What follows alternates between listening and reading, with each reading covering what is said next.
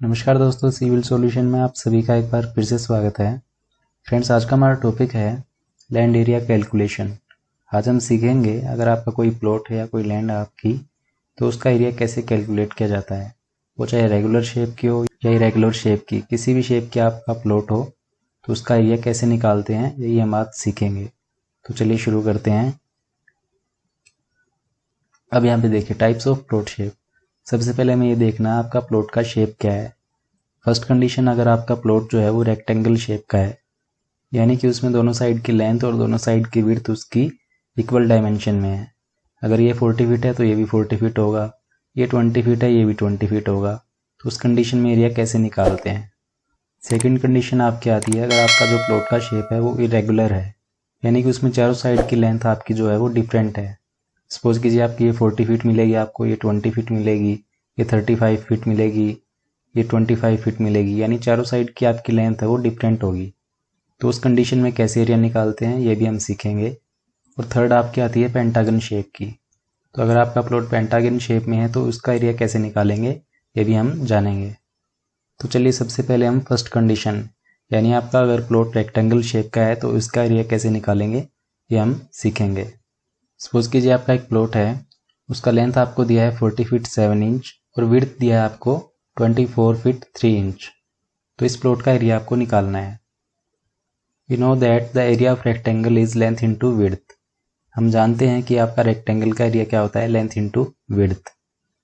तो लेंथ आपको यहाँ पे दी है 40 फीट 7 इंच और विड्थ आपको दी है 24 फीट 3 इंच। अब यहाँ पे थोड़ा ध्यान दीजिएगा क्योंकि मोस्टली गलती हम यहीं पे करते हैं। हम क्या करते हैं, एरिया निकालते समय जैसे यहाँ पे 40 फीट 7 इंच है, इसको कैलकुलेटर में हम लिख लेते हैं 40.7, और ये 24 फीट 3 इंच है तो इसको हम लिख लेंगे 24.3, और ऐसा करके हम मल्टीप्लाई करके एरिया निकाल लेते हैं। लेकिन ये तरीका आपका गलत है। आपको क्या करना है, फीट के बाद इंच में जो भी आपकी डायमेंशन है उस इंच की डायमेंशन को आपको पहले फीट में कन्वर्ट करना होगा और उसके बाद मल्टीप्लाई करके एरिया निकालना होगा। तो चलिए इन चीज़ को हम फीट में कन्वर्ट कर लेते हैं। तो यहाँ पे हम 7 इंच को क्या लिख सकते हैं, यहाँ पे एक फीट में हमारा 12 इंच होता है, तो 7 इंच में हमारा कितना फीट हो गया, 7 डिवाइड बाई 12, तो आपका ये आ जाएगा 0.58। तो 40 फीट 7 इंच को हम क्या लिख सकते हैं, 40.58 फीट। इसी तरह से 3 इंच को मैं फीट में कन्वर्ट करूंगा तो 3 डिवाइड बाई 12, तो आपका आ जाएगा 0.25। तो 24 फीट 3 इंच को मैं क्या लिख सकता हूँ, 24.25 फीट। अभी हमारी डायमेंशन दोनों फीट में कन्वर्ट हो चुकी हैं।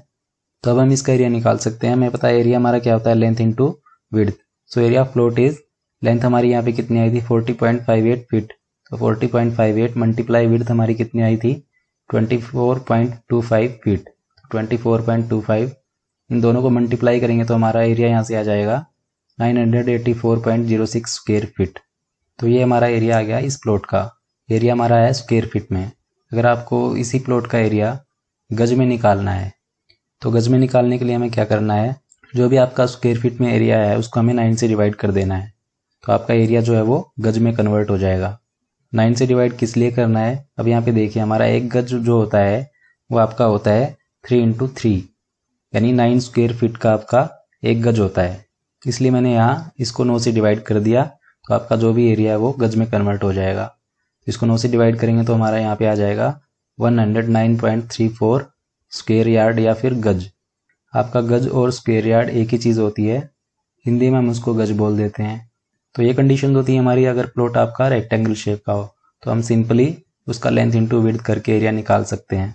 बस आपको ध्यान ये रखना है, इंच में आपकी जो भी डायमेंशन है उसको पहले फीट में कन्वर्ट कर लीजिएगा, उसके बाद सिंपली मल्टीप्लाई करके उसका एरिया हम निकाल सकते हैं। बहुत ही सिंपल है। और हाँ, अगर आपको इसी प्लॉट का एरिया स्क्वायर मीटर में निकालना है, स्क्वायर मीटर में निकालने के लिए हमें क्या करना है, जो भी आपका स्क्वायर फीट में एरिया आया है उसको हमें मल्टीप्लाई कर देना है 0.0929 से। 0.0929 से क्यों करना है, क्योंकि आपका एक स्क्वायर फीट में 0.929 स्क्वायर मीटर होता है। तो अगर इनको मल्टीप्लाई करेंगे तो हमारे यहाँ से आ जाएगा 91.42 मीटर स्क्वायर आपका एरिया आ जाएगा यहाँ पे इस प्लॉट का। तो चलिए अब हम देखते हैं, अगर आपका प्लॉट जो है वो इरेगुलर शेप का हो, यानी उसकी चारों साइड की जो लेंथ है आपकी वो डिफरेंट हो। तो यहाँ पे हमारा एक प्लॉट है जिसका लेंथ आपको दिया है यहाँ पे 47 फीट और विड्थ आपको दिया है इसका 24 फीट, और ये वाली लेंथ आपको दी है 40 फीट और ये विड्थ आपको दी है 20 फीट। अब यहाँ पे देखिए हमारी चारों साइड की लेंथ वो डिफरेंट है, ये 47 है, ये 24 है, ये 40 है, ये 20 है। तो इस कंडीशन में एरिया हम कैसे निकालेंगे? अब यहाँ पे देखिए इसके दो मेथड हैं।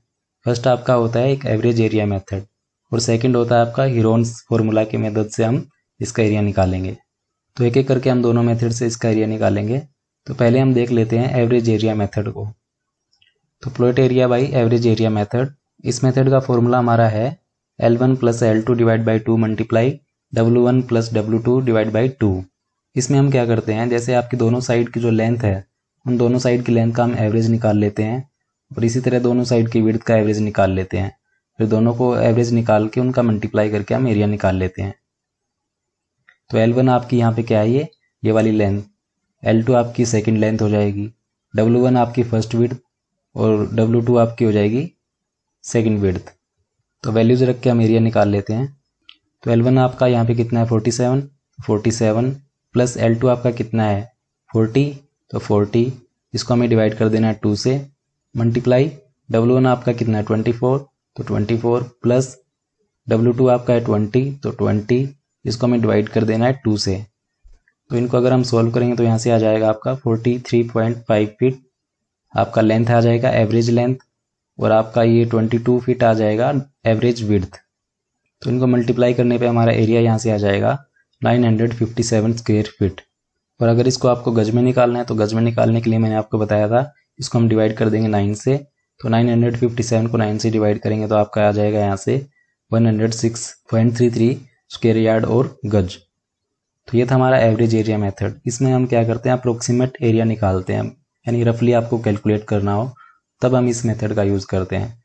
अगर आपको एक्यूरेटली मेज़र करना है इस रेगुलर शेप का एरिया तो इसके लिए हम यूज़ करते हैं हीरोन्स फार्मूला। तो चलिए अब हम इसी प्लॉट का एरिया हीरोन फार्मूले की मदद से निकाल के देखते हैं।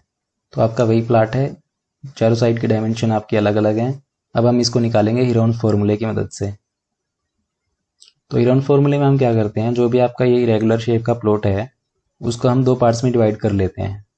अब यहाँ पे देखिए हमारी दो ट्रायंगल्स बन गई है। हम क्या करेंगे, इन दोनों ट्रायंगल का अलग अलग से एरिया निकालेंगे, फिर इन दोनों ट्रायंगल के एरिया को हम ऐड कर देंगे जिससे हमारा इस पूरे प्लॉट का एरिया निकल आएगा। तो चलिए देखते हैं हमारा हीरोन फार्मूला क्या कहता है।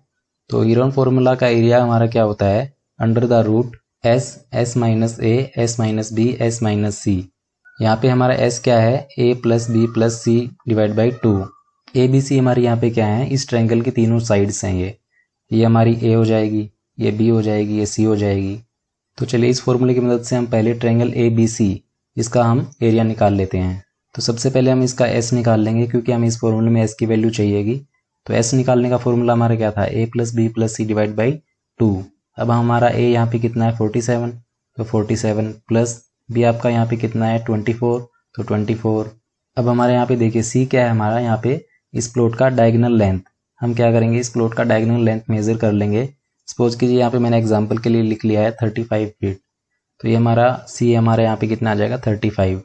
इसको हमें डिवाइड कर देना है 2 से। इसको हम सॉल्व करेंगे तो आपका s यहाँ से आ जाएगा 53। तो चलिए अब हम s की वैल्यू को फॉर्मूले में पुट कर देते हैं। तो फॉर्मूला हमारा क्या था, s minus A S minus B S minus C under the root. तो अंडर द रूट s हमारा कितना है 53, तो 53। बाद में क्या हमारा s माइनस ए, तो s हमारा 53 माइनस ए हमारा कितना है 47, तो 47। बाद में s माइनस बी, s हमारा 53 रहेगा, b हमारा कितना है 24, तो 24। s माइनस सी, s 53 माइनस c हमारा कितना लिया है मैंने 35, तो 35। तो चलिए ब्रैकेट को सॉल्व कर लेते हैं हम। 53 माइनस 47 आपका 6 आ जाएगा, 53 माइनस 24 आपका 29 आ जाएगा, 53 माइनस 35 आपका 18 आ जाएगा। तो इसको आगे फर्दर सोल्व करने पे हमारा इन तीनों को मल्टीप्लाई करने पे आ जाएगा आपका 3132। अब हम 3132 को 53 से मल्टीप्लाई कर देंगे तो आपका आ जाएगा ये 1,65,996। तो इसका हम अंडर रूट निकालेंगे तो आपका एरिया यहाँ से आ जाएगा 407.42 स्क्वायर फीट। तो आपका ट्रायंगल ए बी सी, इस ट्रायंगल का एरिया आपका कितना आ गया 407.42 स्क्वायर फीट। तो चलिए अब हम अगली ट्रायंगल यानी ट्रायंगल सी डी और ई, इस ट्रायंगल का हम एरिया निकाल लेंगे अब। तो इसका भी हम सबसे पहले s निकाल लेंगे। s हमारा क्या था a plus B plus C divide by 2। A B C हमारी यहाँ पे क्या है ट्रायंगल की तीनों साइड। तो यहाँ पे a हमारा में 35 हो जाएगा, और बी आपका यहाँ पे 20 हो जाएगा और सी आपका आ जाएगा 40। तो 35 प्लस 20 प्लस 40 इसको हम डिवाइड कर देंगे 2 से, तो आपका एस यहाँ से आ जाएगा 47.5। अब हम एस की वैल्यू फॉर्मूले में पुट कर देंगे। तो फॉर्मूला हमारा क्या था, under the root s, s minus A, S minus B, S minus सी।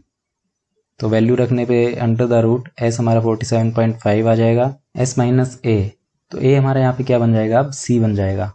इसमें आपको कंफ्यूज नहीं होना है, जैसे मैं यहाँ पे मैंने ए बी सी लिख दिया था तो ये हमारा सी डी ई हो जाएगा। ये सिर्फ साइड्स को डिनोट करने के लिए यहाँ पे मैंने लिखा है। इसमें आपको कंफ्यूज नहीं होना है कि ए बी सी और सी डी ई में हमें क्या लेना है।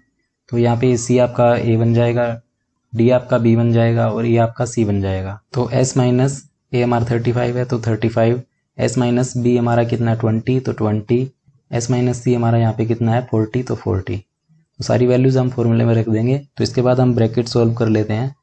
तो ये हमारा 47.5 माइनस 35 आपका आ जाएगा 12.5, 47.5 माइनस 20 आपका आ जाएगा 27.5, 47.5 माइनस 40 आपका आ जाएगा 7.5। इसके बाद तीनों को मल्टीप्लाई कर लेंगे हम, 12.5 मल्टीप्लाइड 27.5 मल्टीप्लाइड 7.5। इनको मल्टीप्लाई करने पे हमारा आ जाएगा यहाँ से 2578.12। अब हम इसको मल्टीप्लाई कर देंगे 47.5 से। तो मल्टीप्लाई करने पे हमारा यहाँ से आ जाएगा ये 1,22,460.70। तो इसका अगर हम अंडर रूट निकालेंगे तो अंडर रूट निकालने पे हमारा आ जाएगा ये 349.94 स्क्वायर फीट। तो ये हमारा एरिया आ गया ट्रायंगल CDE। इस ट्रायंगल का एरिया हमारा आ गया। अब दोनों ट्रायंगल का एरिया हमारे पास है, तो अब हम क्या करेंगे, इन दोनों ट्रायंगल्स के एरिया को ऐड कर देंगे, जिससे हमें इस पूरे प्लॉट का एरिया में मिल जाएगा। So total area of plot A1 plus A2। तो A1 हमारा यहाँ पे कितना आया था 407.42, तो 407.42 प्लस A2 हमारा कितना आया था 349.94, तो 349.94। इन दोनों को ऐड करने पे हमारा एरिया यहाँ से आ जाएगा 757.36 square feet. Average area method में हमारा क्या होता है, अप्रोक्सीमेट एरिया में एक रफली एस्टिमेट अगर आपको निकालना हो एरिया का तो आप निकाल सकते हो उससे, लेकिन अगर आपको एक्यूरेट एरिया निकालना है तो आप हीरोन्स फॉर्मूले का यूज़ करोगे। इस तरह से अगर आपको इसको गज में निकालना हो तो हम क्या करेंगे, फिर इसको 9 से डिवाइड कर देंगे।